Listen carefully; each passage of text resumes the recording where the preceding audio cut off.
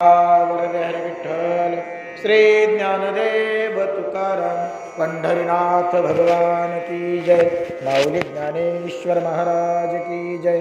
जगद्गुरु संत श्री तुकाराम महाराज की जय। अलंकापुरी पुण्यभूमी पवित्र,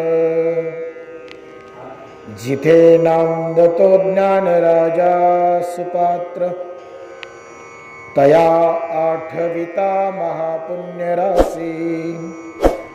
नमस्कार माझा सद्गुरु ज्ञानेश्वरासी। नमो सद्गुरु तुकया ज्ञानदीपा। नमो सद्गुरु सच्चिदानंद रूपा।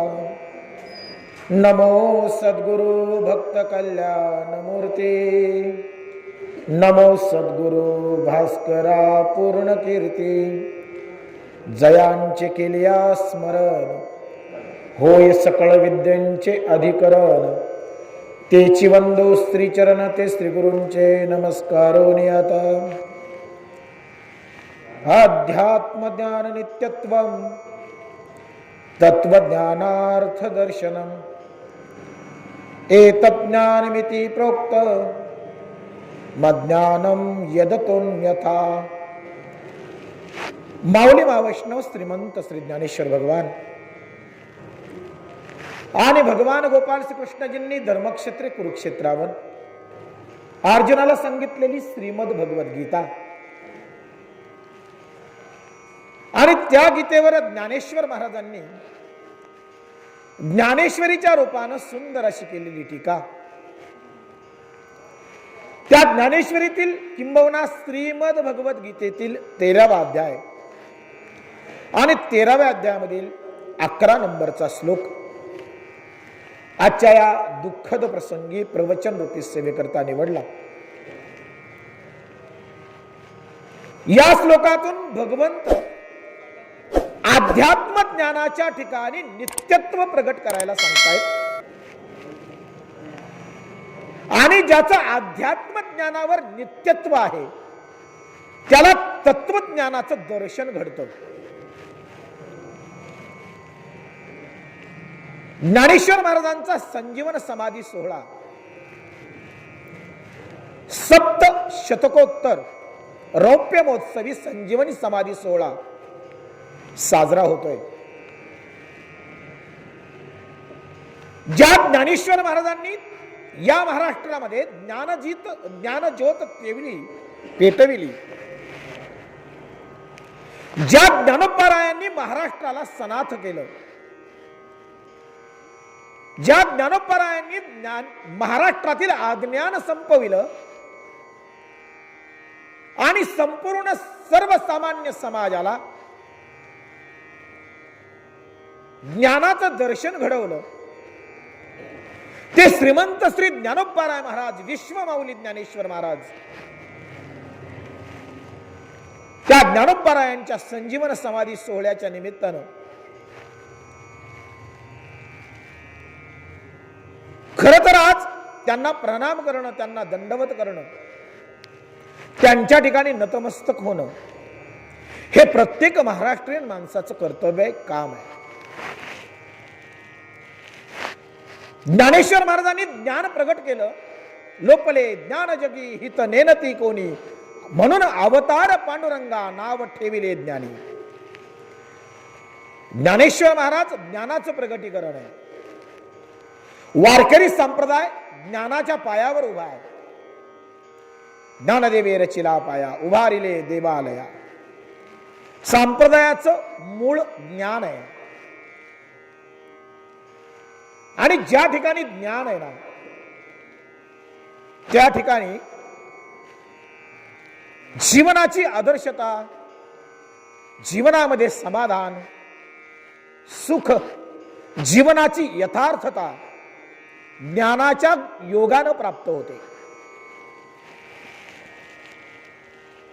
आजची परिस्थिती जर तुम्ही आम्ही बघितली, सामाजिक परिस्थिती बघितली, माणसांच्या मनस्थितीचं अवलोकन केलं तर तुमच्या माझ्या लक्षात येतं सगळीकडे अतिशय भीषण आणि अतिशय दोलायमान परिस्थिती आहे.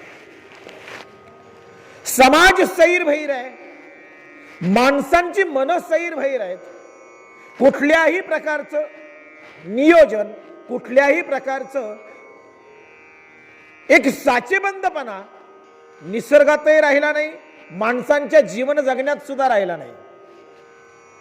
सामाजिक परिस्थिती जर तुम्ही आम्ही बघितली ना, तर सगळीकडे हाहाकार आहे.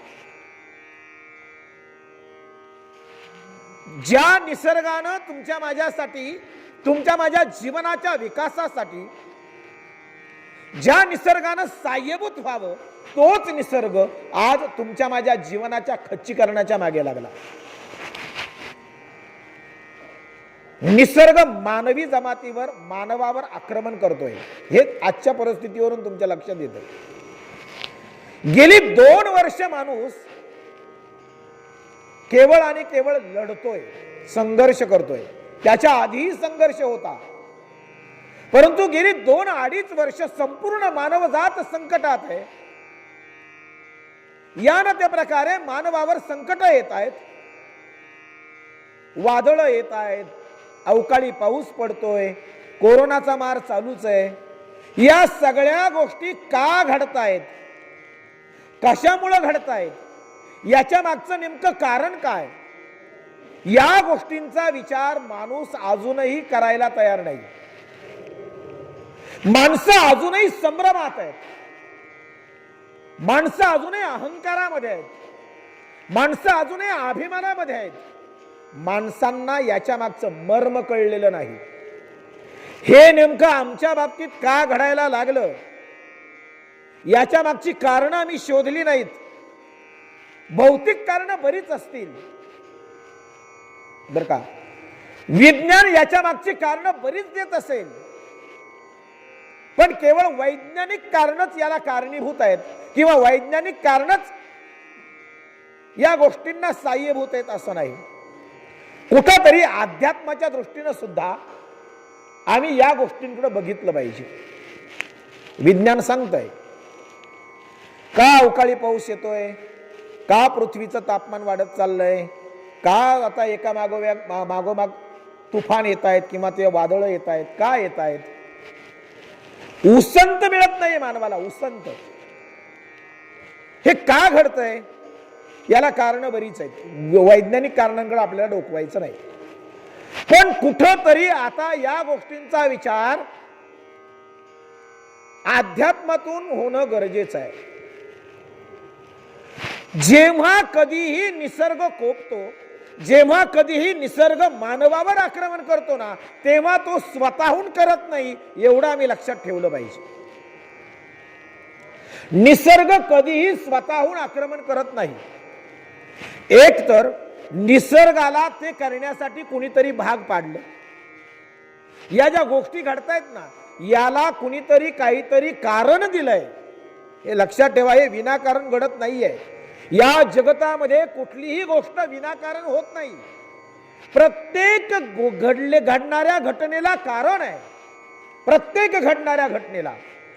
म्हणून विनाकारण नाही. पाऊस जो पडतोय ना, तो सुद्धा विनाकारण नाही.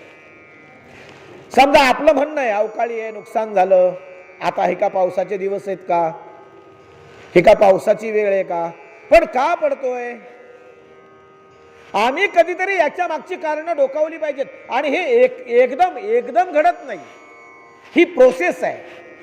ही इथून मागे हळू या घटना घडण्यासाठी काहीतरी एक पार्श्वभूमी निर्माण होत गेली आहे. आणि त्या निर्माण झालेल्या पार्श्वभूमीची ही परिणती आहे, परिणाम आहे, जो तुम्ही आम्ही आज भोगतो. आज शेतकरी हवाल दिलाय. कुठलंही पीक आज शेतकऱ्याच्या हातात नाही. आज माणूस घराच्या बाहेर पडायला तयार नाही, पडू शकत नाही. का घडतंय, कोपलाय ना निसर्ग. माणसं निसर्गाला दोष देतात. अहो म्हणाले काय हो, कुठं काही नियम राहिले नाहीत. हिवाळ्यात पाऊस, पावसाळ्यात उन्हाळा, सगळं निसर्ग चक्र बदललं. काय म्हणाले, निसर्गानं मर्यादा सोडल्या. निसर्गानं मर्यादा सोडल्या नाहीत, निसर्गानं मर्यादा सोडायला त्याला आम्ही भाग पाडलं. चौकामध्ये दोन माणसं बोलत होते, अहो म्हणाले काय खरं नाही हो, निसर्गही कोपला, निसर्गाला आता ताळतंत्र राहिलं नाही, निसर्गानं सुद्धा मर्यादा सोडल्या. अरे जिथं माणसानं मर्यादा सोडल्या तिथं निसर्गाकडून आम्ही मर्यादेची अपेक्षा का करावी?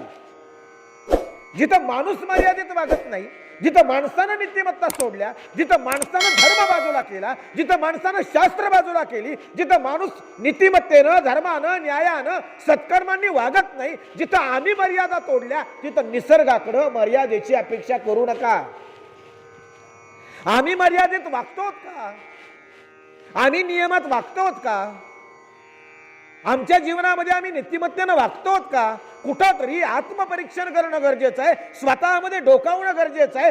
समोर बोट करून समोरच्याला दोष देणं सोपं असतं, कधीतरी स्वतःमधले दोष शोधले पाहिजेत, नाही का?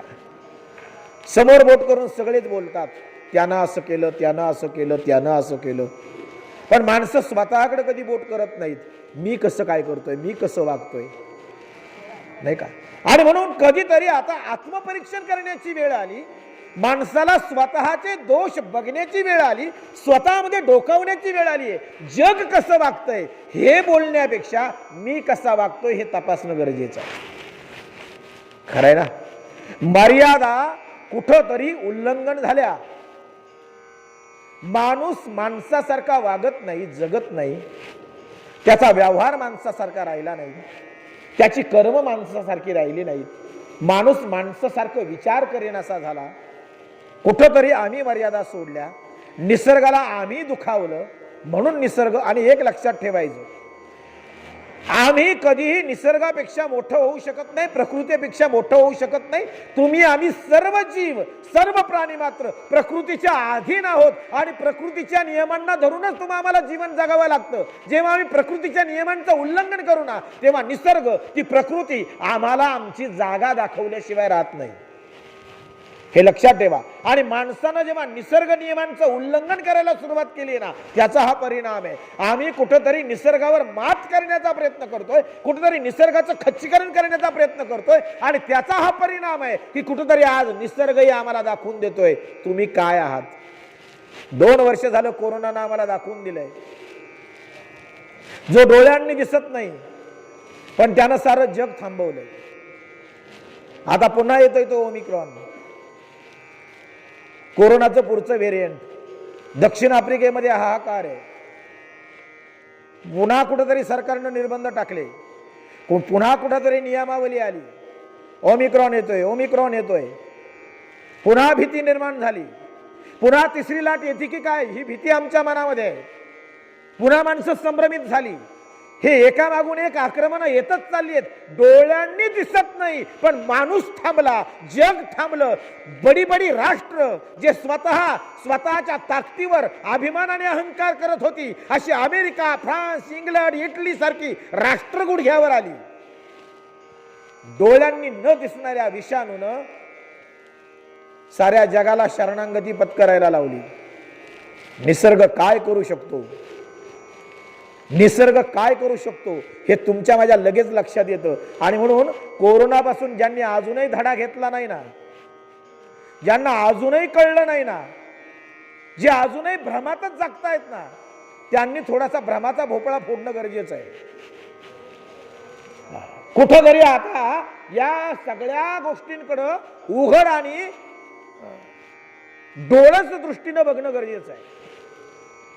आमच्या स्वतःमध्ये आम्हाला बदल करावे लागणार आहेत. आम्हाला स्वैरभैर जगून जमणार नाही.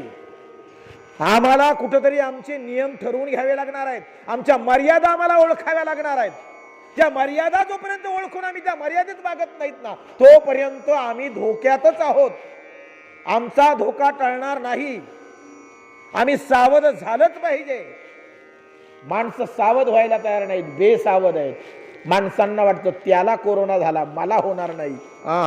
भ्रमात राहू नका, भ्रम बाजूला करा. माणसं सगळ्या गोष्टी समोर बघूनच करतात. त्याचा मृत्यू झाला, माझा होणार नाही, अजिबात असं समजू नका. कोण कधी कोणत्या वेळी जाईल याची शाश्वती नाही. नाही भरवसा. वारे सावध तोडा माया आशा क्षणभंगूर नाही भरवसा. तरुण तरुण पोरं सुद्धा गेली, आमच्या डोळ्यात देखत गेली.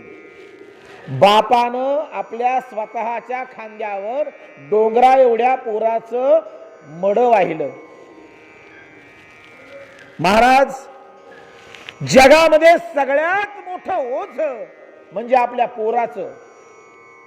ज्या पोराला जोजवलं, ज्या पोराला वाढवलं, लहानाचं मोठं केलं, डोंगरा एवढा लेख झाला आणि आज त्याचाच मृतदेह त्या बापाला आपल्या खांद्यावर न्यावा लागत असेल तर जगामध्ये याच्यापेक्षा मोठं ओझ दुसरं कोणतं नाही, याच्यापेक्षा मोठा भार दुसरा कोणता नाही. आणि कोरोनाच्या काळामध्ये आम्ही अशा काही गोष्टी बघितल्या ज्या अकलनीय आहेत, आमच्या विचारांच्या पलीकडच्या आहेत.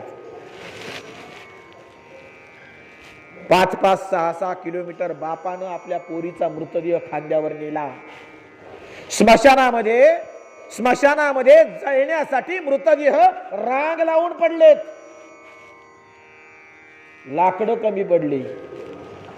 कुत्र्यांनी माणसांच्या मृतदेहाचे लचके तोडले. अर्धवट जळालेले अवयव गावांमध्ये ओढून आणले. माणसांना जाळायला लाकडं नाहीत महाराज. ही अवस्था आम्ही आमच्या डोळ्यांनी अनुभवली. मध्यंतरीच्या काळामध्ये माणसाचे काय हाल झाले हे आम्ही डोळ्यांनी बघितलंय. तरीही माणसं भ्रमात आहेत. एक लक्षात ठेवा, आम्ही निसर्गापुढे शून्य आहोत. आमची काहीच ताकद नाही, आम्ही काहीही करू शकत नाही.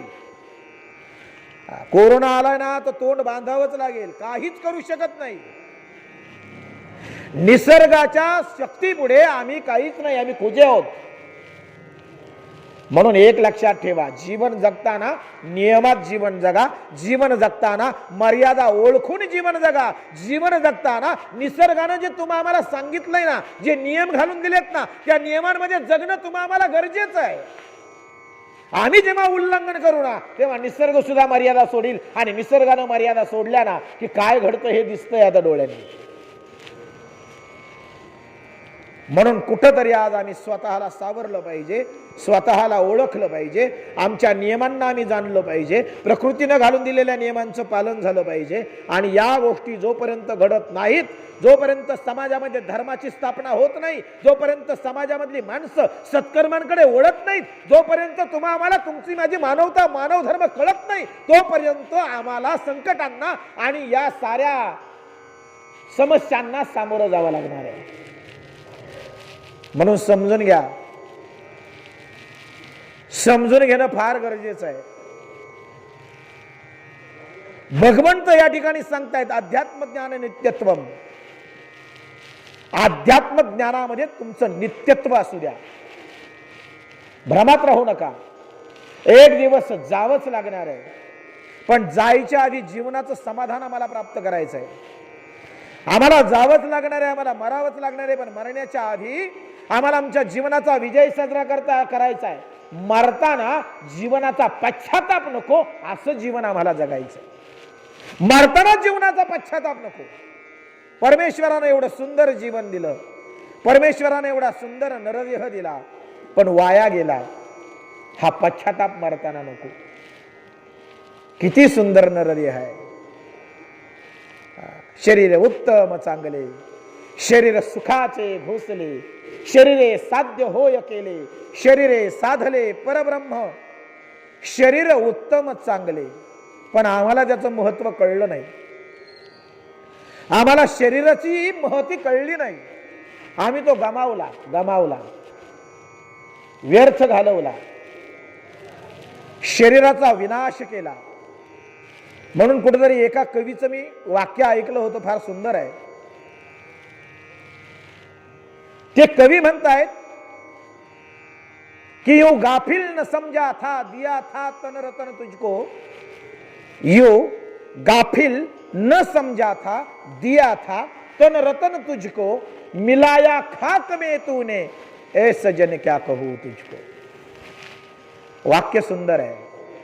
काय यो गाफिल न समजाता, भगवंत म्हणतायत माणसाला, जीवाला काय म्हणतायत की यू गाफिल, गाफिल हा उर्दू शब्द आहे, गाफिल म्हणजे बेसावध, गाफिल शब्दाचा अर्थ काय, बेसावध.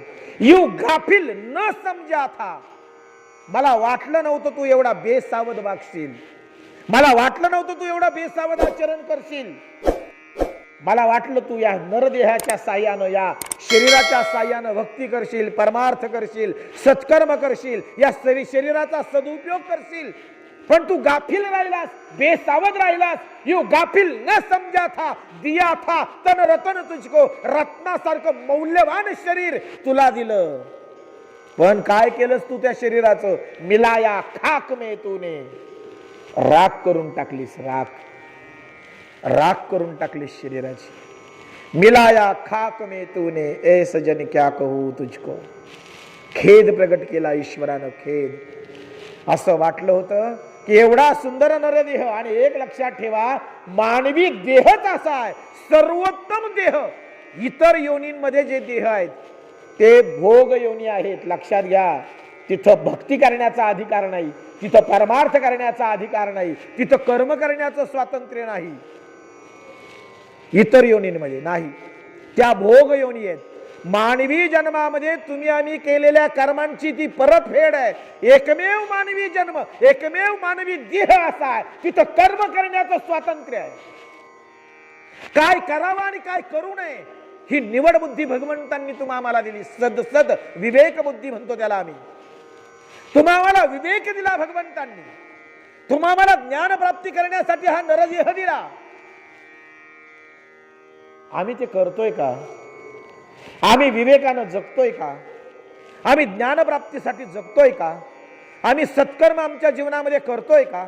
आमच्याकडून धर्माचं पालन होतंय का? आमच्याकडून नामस्मरण होतंय का? या गोष्टींचा विचार जरूर करा.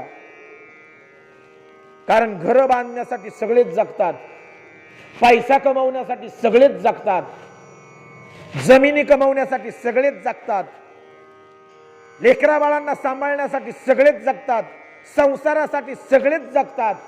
देवासाठी जगणारे थोडे आहेत, धर्मासाठी जगणारे थोडे आहेत. प्रवाहाच्या दिशेनं सगळेच जातील हो महाराज, त्यात काही विशेष नसतं. प्रवाहाच्या विरोधात जाणं गरजेचं आहे, त्याला खरा वीर म्हणतात. जो प्रवाहाच्या विरोधात चालतो, इतर जगतात तसंच आपणही जगतो, मग त्यात विशेष काय? बाकीचे जगतात तसं आपणही जगतो, मग आपण विशेष काय करतो? परमेश्वरानं आम्हाला हा नरदेह दिलाय, त्या नरदेहाच्या योगानं, या शरीराच्या योगानं नेमकं आम्ही आमच्या जीवनामध्ये काय कमावलं? जमिनी कमावल्या, इस्टेटी कमावल्या, पैसा कमावला, सोनं नाणं कमावलं, धनधान्य कमावलं, पण ते आमचं कुठं झालंय? ते आमच्या मालकीचं कुठं आहे? आम्ही नेमकं आमच्या स्वतःसाठी काय कमावलं? आम्ही समाधान मिळवू शकलो का? एवढं सगळं आम्ही आमच्या जीवनामध्ये कमावलं, 60 वर्ष जगलो, 70 वर्ष जगलो, एवढा खटाटोप केला, एवढी धडपड केली, जीवनभर कष्ट केले, आणि एवढी सगळी खटाटोप करून, एवढी धडपड करून आम्ही जर आमच्या जीवनामध्ये काहीच कमावलं नाही, आमच्या जीवनाची गोळाबेरीज जर शून्य येत असेल, तर जीवन मिळून आणि शरीर मिळून उपयोग काय? आमच्या जीवनाचं उत्तर जर शून्य असेल तर खरंय ना? मिळवलं काय? काहीच नाही. नेलं काय? काहीच नाही. कमावलं काय? काहीच नाही. कारण जे कमावलं ते आमच्या मालकीचं नाहीये. आम्ही भ्रमातून बाजूला व्हा. भ्रमात जगू नका. जमीन माझी आहे, पैसा माझा आहे, बँकेतला बॅलन्स माझा आहे, भ्रमात राहू नका. ते आपलं नाहीये. हे शरीर सुद्धा आपलं नाहीये. ज्या शरीरानं तुम्ही आम्ही या ठिकाणी विराजमान आहोत, बसलेलो आहोत, हे शरीर सुद्धा आपल्या मालकीचं नाहीये. भ्रमात राहू नका. हे शरीर आपल्याला मिळालंय. का मिळालंय? कुठंतरी मागची पुण्याई आहे, कुठंतरी आम्ही मागे सत्कर्म केलीत, कुणाची तरी आमच्यावर कृपा आहे, भगवंताची, संतांची, गुरुची, आई वडिलांची, कुणाची तरी आमच्यावर कृपा आहे, कुणाची तरी आमच्यावर आशीर्वाद आहे, म्हणून आम्ही नरदेहामध्ये आहोत. हे विसरू नका. म्हणून आम्ही नरदेहामध्ये आहोत. आणि जेव्हा कृपेशिवाय नरदेह प्राप्त होत नाही, आशीर्वादाशिवाय नरदेह प्राप्त होत नाही, जर एवढ्या मुश्किलीनं आम्हाला मानवदेह मिळालाय, तर मग आम्ही तो काय व्यसनांमध्ये घालवायचा? आम्ही तो असाच संसारासाठी उगाळायचा, खर्च करायचा? दिलाय कशासाठी, करतो काय, आम्हाला हेच समजलं नाही. देवे दिला देह संसार करायला, पैसा कमवायला, घर बांधायला. अहो कितीही बांधा, 4-4, 5-5 घरं असणारे सुद्धा हात हलवतच गेलेत. खरंय ना. एक लक्षात घ्या, देवानं परमेश्वरानं तुम्हा आम्हाला नरदेह दिला भजना गोमटा. देवे दिला देह भजना गोमटा. तो या झाला फाटा बाधिकेचा, बाधा झाली त्याला संसाराची. तुम्ही आम्ही बाधित आहोत, बाधित. तुम्ही आम्ही रोगी आहोत. हे बाकीचा रोग राहू द्या, कोणते, हे उताप असेल, थंडीताप असेल, एखाद्याला टीबी असेल, एखाद्याला कॅन्सर असेल, हे बाकीचे राहू द्या. सगळ्यात मोठा रोग आहे भवरोग, आणि त्या भवरोगानं तुम्ही आम्ही ग्रासलेले आहोत. तुम्हा आम्हाला सगळ्यांना बाधा झाली आहे, बाधा, संसाराची बाधा. संसाराचं भूत तुमच्या माझ्या मानगुटीवर बसलंय, आणि त्या संसाराच्या भूतानं तुम्हा आम्हाला सत्कर्मांपासून, भगवंतापासून बाजूला नेलंय. तुमच्या माझ्या जीवनाचा जो मूळ उद्देश आहे, त्या उद्देशापासून तुम्ही आम्ही भरकटलेलो आहोत. तुमच्या माझ्या ध्येयापासून तुम्ही आम्ही भरकटलेलो आहोत. तुमचं माझं ध्येय काय, हे ध्येयच आम्हाला समजेन असं झालंय. आम्ही का जगतो, कुणासाठी जगतो, काय कारण आहे आमच्या जगण्याचं, आम्ही कसं जगलं पाहिजे, याची उत्तरच आम्हाला सापडली नाही. आमच्या जीवनाचं ध्येय काय, ते ध्येयच आम्हाला गवसलं नाही. सैर भैर जगतायत माणसं, सैर भैर. नुकतंच जन्माला आलेलं वासरू जसं इकडून तिकडं पळतं, त्याच्या पळण्याला जसं ध्येय नसतं. उगीच पळायचं म्हणून पळायचं, कुठं जायचंय माहित नाही, कुठं थांबायचंय माहित नाही. पण ते वासरू आहे ना, नुसतंच पळत राहतं. खरंय ना. पळता पळता पडतं, कुठंतरी पाय बुडपतो, पुन्हा उठतं, पुन्हा पळतं. खरं त्याच्या पळण्याला ध्येय आहे का, कुठं थांबायचं त्याला माहित आहे का, नुसतंच पळायचं. तीच अवस्था आमची. कुठं थांबायचं माहित नाही, काय कमवायचं माहित नाही, कशासाठी जगतोय माहित नाही. चाललंय चाललंय, जगतोय जगतो. कधी आमच्या जीवनामध्ये कधी विवेक दृष्टीने आम्ही स्वतःकडे बघितलं नाही. कधी आमच्या जीवनामध्ये आम्ही ज्ञान, अध्यात्म कमवण्याचा विचार केला नाही. कधी आमच्या जीवनामध्ये आम्ही सत्कर्म करतोय की दुष्कर्म करतोय याचा विचार आम्ही कधी केला नाही. बस जगायचं म्हणून जगायचं. नाही नाही, अनाठाई जगू नका, व्यर्थ जगू नका. जीवनाला काहीतरी अर्थ प्राप्त होईल असं जगा. अर्थ प्राप्तीसाठी सगळे जगतात, पण जीवनाला अर्थ प्राप्त व्हावा म्हणून जगणारी कमी आहेत. अर्थ कळतोय ना. अर्थप्राप्तीसाठी सगळेच जगतात. अर्थप्राप्ती कळलं ना. अर्थ या शब्दाचे बरेच अर्थ आहेत. अर्थप्राप्तीसाठी सगळेच जगतात, पण जीवनाला अर्थ प्राप्त व्हावा याच्यासाठी जगणारे थोडे आहेत.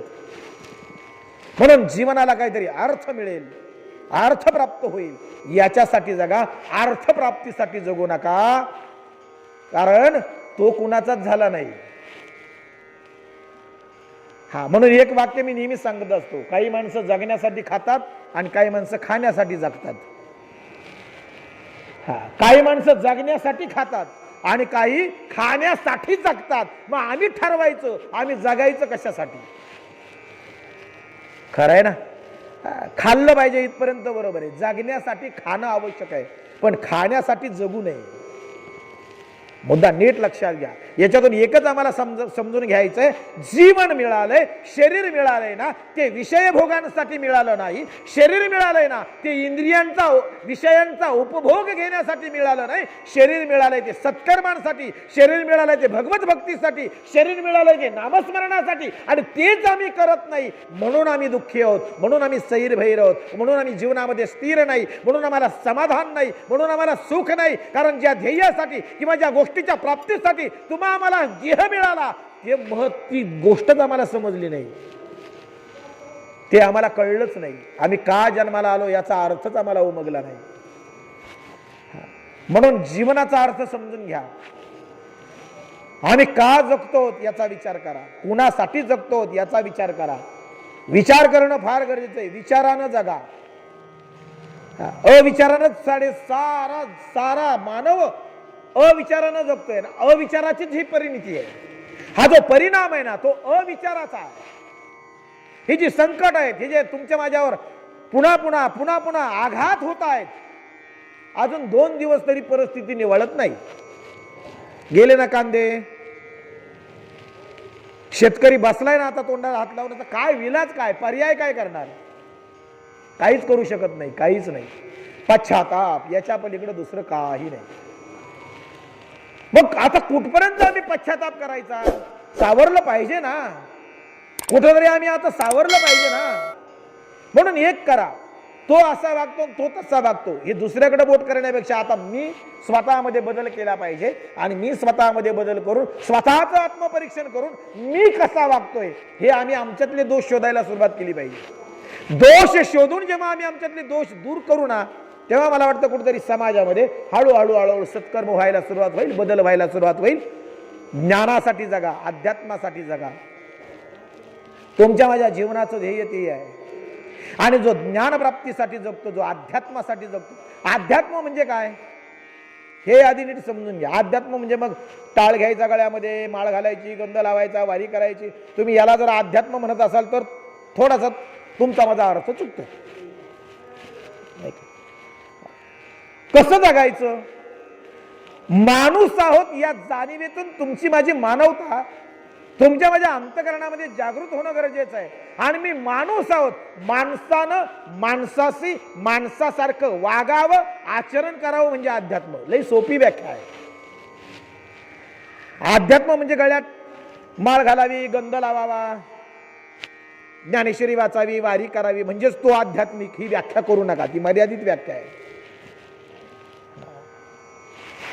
माळ न घालताही चांगली वागणारी माणसं नाहीत का? आहेत ना.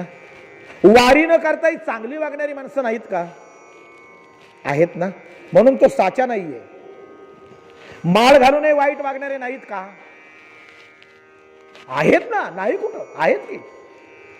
कपाळाला गंध लावूनही वाईट विचार करणारी माणसं नाहीत का समाजात? आहेत ना. म्हणून माळ घालणं किंवा गंध लावणं हा अध्यात्माचा, ही अध्यात्माची व्याख्या नाहीये. लक्षात घ्या.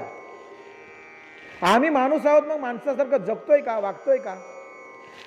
अध्यात्म ते ज्याला मानवता कळली, ज्याला मी माणूस आहे याची जाणीव झाली आणि जो स्वतः माणसासारखा वागला, जगला आणि दुसऱ्याला सुद्धा माणसासारखं जगण्यासाठी प्रवृत्त केलं, त्याला आध्यात्मिक माणूस म्हणतात. ज्याला सत्कर्म कळली, ज्याला धर्म कळला, ज्याला आचरण कळलं, ज्याला सदवर्तन कळलं, त्याला म्हणतात आध्यात्मिक. मुद्दा लक्षात येतोय ना?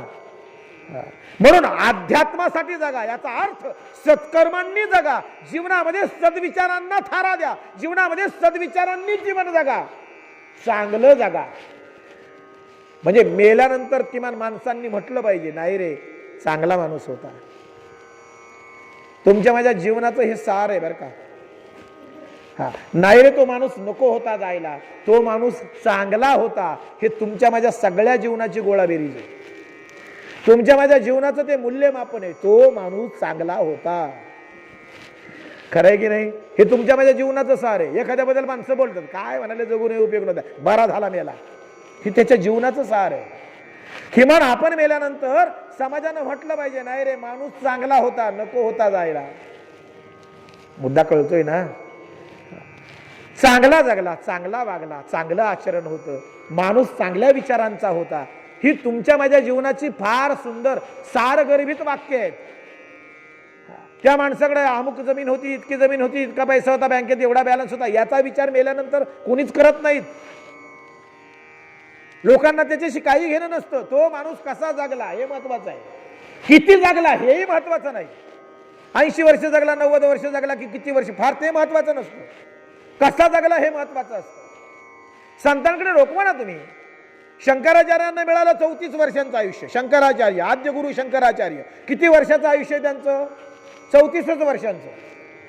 ज्ञानोबरायांची संजीवन समाधी ज्ञानोबरायांनी कितव्या वर्षी घेतली? वयाच्या 22व्या वर्षी. म्हणजे किती आयुर्मान माऊलींचं? तसे माऊली आजही आहेत, पण कधी त्यांनी आपल्या स्वतःला समाधिस्थ करून घ्यावं? 22व्या वर्षी. बरोबर, वयाच्या 22व्या वर्षी. छत्रपती शिवाजीराजांना किती आयुष्य मिळालं? 50 वर्ष. 1630 ते 1680, 50 वर्ष. तुकोबारायांना किती आयुष्य मिळालं? 42 वर्ष. विवेकानंद, ज्यांनी संपूर्ण जगामध्ये हिंदुत्वाची पताका फडकविली, ते विवेकानंदांना किती आयुष्य मिळालं? 36 वर्ष. बघा बरं का. भगतसिंग किती वर्ष जगले? अवघे 23 वर्ष. 23व्या वर्षी भगतसिंगांनी स्वतःच्या गळ्यामध्ये फासाचा दोर अडकवून घेतला आणि या देशासाठी शहीद झाले. मला सांगा, या माणसांना किती आयुष्य मिळालं? 34 वर्ष शंकराचार्यांचे, 22 वर्ष ज्ञानोबारायांचे, 50 वर्ष छत्रपती शिवरायांचे, 42 वर्ष तुकोबारायांचे, 36 वर्ष विवेकानंदांचे, 23 वर्ष भगतसिंगांचे. जास्त नाही जगली ही माणसं, फार वर्ष नाही जगली ही माणसं. पण असं काही कर्तृत्व करून गेली की चंद्र सूर्य येतोपर्यंत त्यांचं नाव राहील. म्हणून किती जगला हे महत्वाचं नसतं, कसा जगला. जीवन जगत असताना त्यानं आपल्या जीवनामध्ये काय कर्तृत्व केलं, कोणती सत्कर्म केली, कसा वागला, कसा जगला हे महत्वाचं असतं. म्हणून मी नेहमी एक वाक्य विचारतो, 100 वर्षाचं शेळपटाचं आयुष्य जगण्यापेक्षा, 100 वर्षाचं शेळीचं आयुष्य जगण्यापेक्षा 20 वर्ष जगायचं पण वाघासारखं जगायचं. 20 वर्ष जगायचं पण वाघासारखं जगायचं. जगताना जीवनाला अर्थ पाहिजे. नेहमी जीवनामध्ये चांगलं विचार करा, चांगलं जीवन जगा. आणि ज्याच्या जीवनामध्ये अध्यात्म आणि ज्ञान प्रगट झालं ना, त्याला तत्वदर्शन घडतं. म्हणून मी पुन्हा मुद्द्याकडे गेलो. श्लोक तसा फार अवघड आहे, 13व्या अध्यायातला आहे. अध्यात्म ज्ञान नित्यत्व तत्वज्ञानार्थ दर्शनम एतत् ज्ञानमिति प्रोक्तम ज्ञानम यदतोज्ञथा. श्लोक अवघड आहे, त्याचं विश्लेषणही अवघड आहे. अध्यात्मातून विश्लेषण करायला गेलं तर अवघड आहे. पण एकच लक्षात यायचं, जीवन जगत असताना आम्ही अध्यात्मातून जीवन जगलं पाहिजे, ज्ञान प्राप्तीसाठी जीवन जगलं पाहिजे आणि तत्वदर्शनासाठी जीवन जगलं पाहिजे, भगवत प्राप्तीसाठी जीवन जगलं पाहिजे. आणि भगवत प्राप्ती ही धर्म, न्याय, नीतिमत्ता, सत्कर्म याचमुळे होते. जीवनामध्ये अधर्म असेल, जीवनामध्ये अनीती असेल, जीवनामध्ये दुष्कर्म असतील तर त्यानं भगवत प्राप्तीचं स्वप्न बघू नये. खरं आहे की नाही? आणि म्हणून तुम्हा आम्हाला जीवनामध्ये भगवत प्राप्ती फार दूर राहिली, चला ठीक आहे, पण किमान तुम्हा आम्हाला तुमच्या माझ्या जीवनाचं समाधान, तुमच्या माझ्या जीवनाचं सार्थक झालं इथपर्यंतची जी तुमच्या माझ्या मनामध्ये जी विचारधारा निर्माण व्हावी, याच्यासाठी आम्ही किमान चांगलं वागलं पाहिजे, चांगलं जगलं पाहिजे. कुणाचा अव्हेर नको, कुणाचा तिरस्कार नको, कुणाबद्दल मत्सर नको, कुणाचा द्वेष नको. चांगलं जीवन जगावं, शुद्ध जीवन जगावं, चांगल्या विचारांमध्ये जीवन जगावं. काकस वर्ष झालाय, थांबायचं. काकस वर्ष झालाय. मला वाटतं आजच्या प्रवचनातून आम्हाला एक गोष्ट नक्की ऐकायला मिळाली किंवा शिकायला मिळावी, किंवा प्रवचन करण्याचा एकच उद्देश आहे, हे एवढं सगळं मांडण्याचा एकच उद्देश आहे. आम्ही कुठंतरी आता स्वतःचं आत्मपरीक्षण केलं पाहिजे, कुठंतरी स्वतःच्या जीवनाकडे डोकावलं पाहिजे आणि आम्ही आमच्याच जीवनाला कुठंतरी एक अर्थ प्राप्त होईल याच्यासाठी जगलं पाहिजे. अध्यात्मासाठी जगा, ज्ञानप्राप्तीसाठी जगा, उत्तम जीवन जगा. मरताना आमच्या चेहऱ्यावर हसू पाहिजे असं जीवन जगा. कबीरा जब हम पैदा हुए जग हसे हम रोए. कबीरा जब हम पैदा हुए जग हसे हम रोए. ऐसी करणी कर चलो हम हसे जग रोए. जीवन जगताना असं जीवन जगा की मरताना आपल्या चेहऱ्यावर हसू पाहिजे आणि जगाच्या डोळ्यात पाणी पाहिजे. हे जगाच्या डोळ्यात जे पाणी आहे ना, ती आपली खरी कमाई आहे. जगाच्या डोळ्यात आपल्याविषयी आलेले अश्रू ती आपली खरी श्रीमंती आहे. ती श्रीमंती कमवा, माणसं कमवा. दुसऱ्याच्या डोळ्यात आपल्याविषयी मोठेपणा कमवा, दुसऱ्याच्या डोळ्यामध्ये आपल्याविषयी सन्मान कमवा. तसं जीवन आपण जगलं पाहिजे. एवढंच आजच्या प्रवचनातून तुम्हाला आम्हाला घ्यायचंय. आत्मके देवे येणे वाग्यज्ञे तोषावे. तोषोनी मज द्यावे पसाय दान हे. जे खळांची व्यंकटी सांडो तया सत्कर्मी रती वाढो. भूता परस्परे पडो मैत्र जीवांचे. दुरिताचे तिमिर जाओ विश्वस्वधर्म सूर्ये पाहो.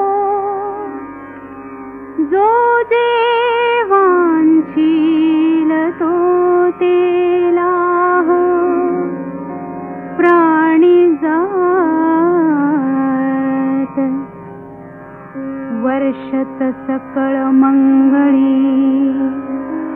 ईश्वर निष्ठांची मांदियाळी अनवरत भूमंडळी भेट तू भूता चला कल्पतरूंचे आरव चेतना चिंतामणींचे गाव बोलते जे अर्णव पियुषाचे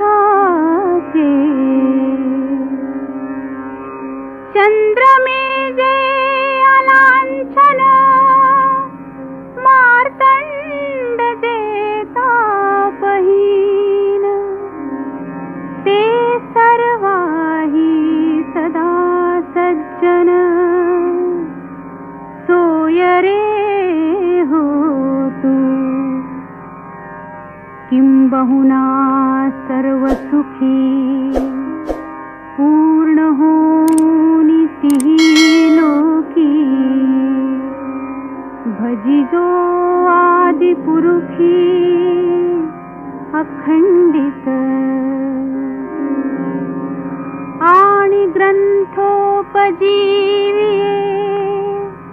विशेषी लोकीये दृष्टादृष्ट विजये हो आवे जी येथ म्हणे